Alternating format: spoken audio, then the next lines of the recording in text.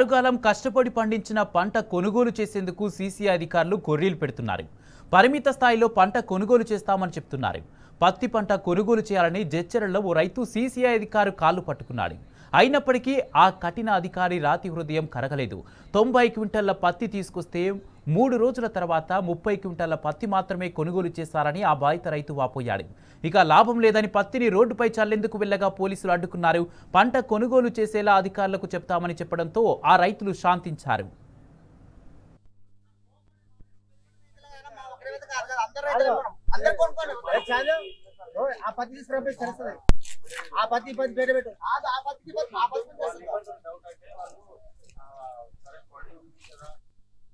ఆరుగాలం కష్టపడి పండించిన పంట కొనుగోలు చేసేందుకు సీసీఐ అధికారులు కొర్రీలు పెడుతున్నారు. పరిమిత స్థాయిలో పంట కొనుగోలు చేస్తామని చెప్తున్నారు. అయితే ఇదే అంశానికి సంబంధించి పూర్తి అప్డేట్స్ మా ప్రతినిధి నరేష్ అందజేస్తారు. నరేష్, పత్తి పంట కొనుగోలు చేయాలని జెచ్చర్లలో ఓ రైతు సీసీఐ అధికారి కాళ్లు పట్టుకున్నట్టుగా తెలుస్తుంది. అసలు ఆ రైతు బాధ ఏంటి? ఆ అధికారి ఎందుకు 3 రోజుల నుండి పత్తి కొనుగోలు చేయలేదు? పూర్తి అప్డేట్స్ ఏంటి?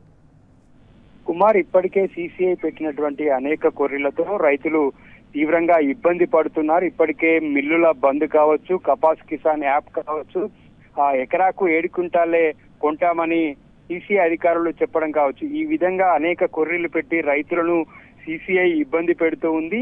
ఇవాళ జడ్చర్ల పట్టణంలో ఉన్నటువంటి మహేష్ ఇండస్ట్రీలో ఏర్పాటు చేసినటువంటి సీసీఐ పత్తి కొనుగోలు కేంద్రం వద్ద రైతు సీసీఐ అధికారుల కాళ్లు పట్టుకున్నాడు. తన పత్తి పంటను ఎట్టి పరిస్థితిలో కూడా కొనాలని చెప్పి కాళ్ల మీద పడి రిక్వెస్ట్ చేశాడు.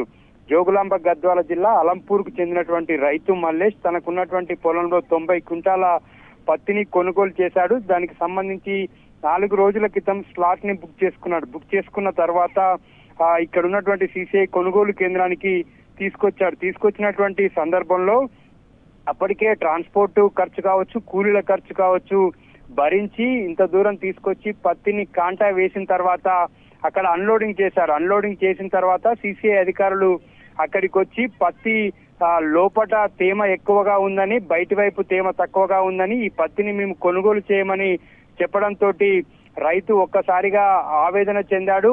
వెంటనే సీసీఐ అధికారుల కాళ్లు పట్టుకొని ఎట్టి పరిస్థితిలో కొనండి, చాలా దూరం నుంచి ఇక్కడికి పంటను తీసుకొచ్చాను, ఇప్పటికే దాదాపుగా 25-30 వేల రూపాయల ఖర్చు అయింది, వారం రోజుల పాటు ఎదురు చూశాను, ఈ విధంగా పంటను అన్లోడ్ చేసిన తర్వాత మళ్ళీ తిరిగి తీసుకోమంటే మేము ఎక్కడికి పోవాలంటూ రైతు ఆవేదన వ్యక్తం చేశాడు. 90 క్వింటాల పత్తిలో 30 క్వింటాలు మాత్రమే తీసుకుంటామని సీసీఐ అధికారుల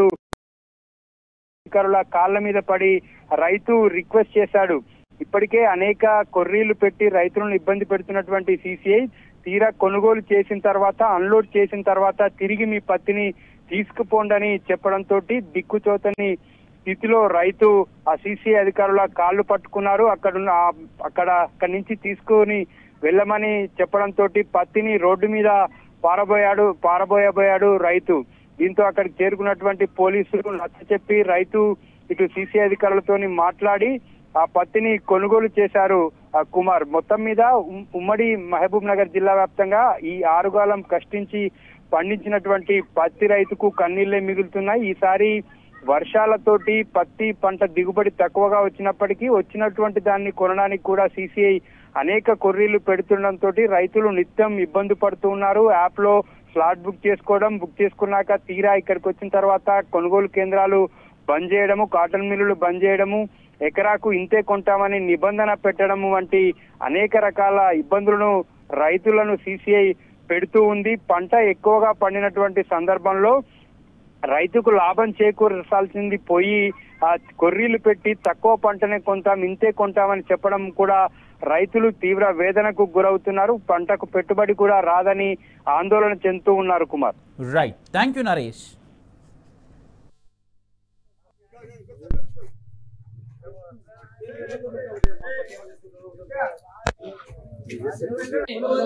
రైతులకు న్యాయం జరగాలి. దళారీ వ్యవస్థను వెంటనే నిర్మూలించాలి.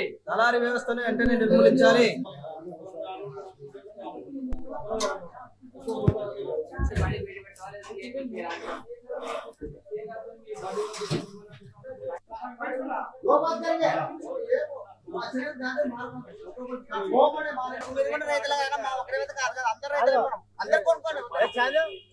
ఆ పత్తి తీసుకురాపోయి తెలుస్తుంది ఆ పత్తి పత్తి బయట పెట్టు ఆ పత్తికి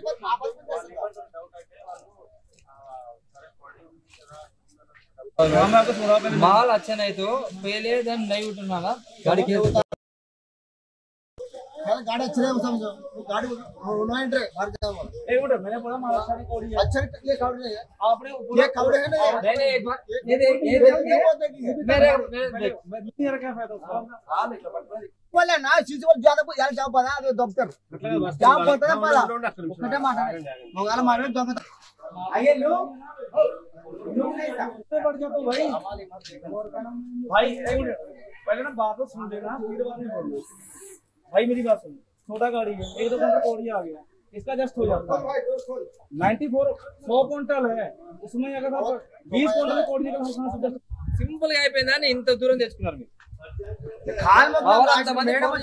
అంత పట్టింపు పట్టదా మళ్ళీ మేము వాళ్ళమే మేము కూడా మీ వాళ్ళమే అని మాట్లాడతాం అట్టే తీసుకురా దాన్ని అడిగి తీసుకురా ఎంత రిక్వెస్ట్ గా మాట్లాడుతున్నాడు నిన్నటి నుంచి